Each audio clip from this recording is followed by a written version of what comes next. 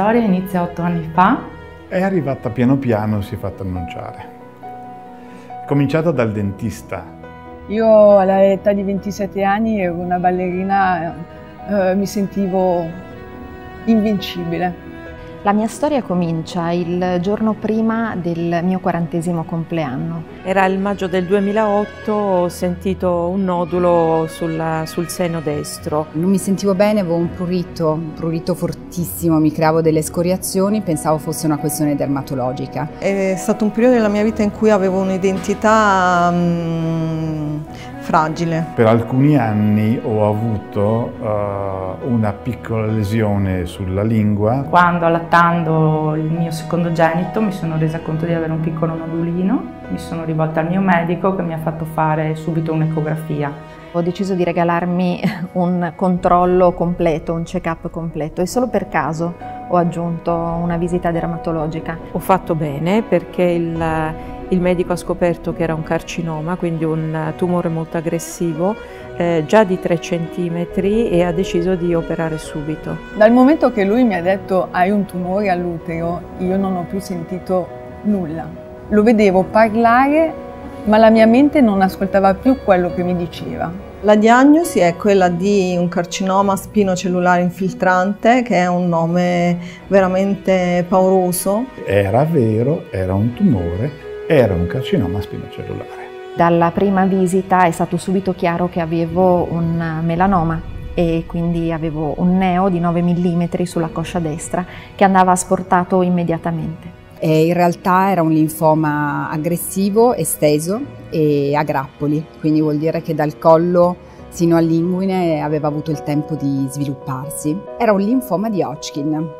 Avevo familiarità con il tumore al seno che aveva già colpito la mia nonna paterna e in età molto più giovane mia sorella, per cui mi controllavo normalmente una volta all'anno. Mi sono scoperta di giorno in giorno molto più forte di quanto credessi. Ho scoperto cose di me che non conoscevo. Quello che per me mi ha salvato la vita è l'amore che avevo per mia figlia, perché all'epoca aveva 2 anni e mezzo e non volevo lasciarla sola. Avevo un nuovo progetto che era Guarire, in cui ci ho messo un sacco di vitalità e quindi è stata un po' una rinascita.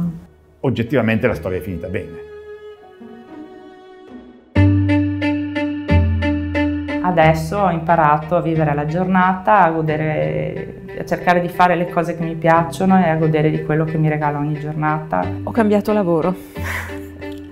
Ho una vita molto attiva, pratico uno sport a livello abbastanza intensivo, sono una velista, faccio regate, quindi mi impegno anche fisicamente abbastanza per periodi abbastanza prolungati. Molta più attenzione a quello che è il mio benessere. Oggi mi resta un'invalidità permanente, un senso della vita e delle cose forse più leggero di quello che avevo prima. Le paure grandi a volte mangiano le paure più piccole. Chi incontra questa malattia sa che ha il cancro, ma non deve doverlo associare ad un concetto così negativo. Quindi parlarne spero che possa aiutare. Parlarne e raccontarlo, perché le nostre esperienze possono essere utili agli altri. Per me è stato fondamentale l'ascolto di se stessi. Io ho allattato 2 figli, mi ero resa conto che quel nodulino aveva qualcosa che non andava, ma l'ecografista ha detto quello che volevo sentire e io mi sono fermata lì. Il primo medico di noi stessi dovremmo essere noi. Non vestiamoci da malati, da pazienti. Continuiamo a essere chi siamo. Io sono sempre stata Francesca Maria, ho pregato i miei amici e anche la mia famiglia di definire il linfoma. Quindi ogni giorno della nostra vita è un regalo, cerchiamo di prendere il meglio. E questo vale per tutti, sani e non sani, di pensare alle cose positive che offre la vita, che non è infinita. Io sto meglio quando qualcuno mi dice ho sentito la tua storia e sono andata a fare un controllo e ho sentito l'urgenza di andare a fare una visita.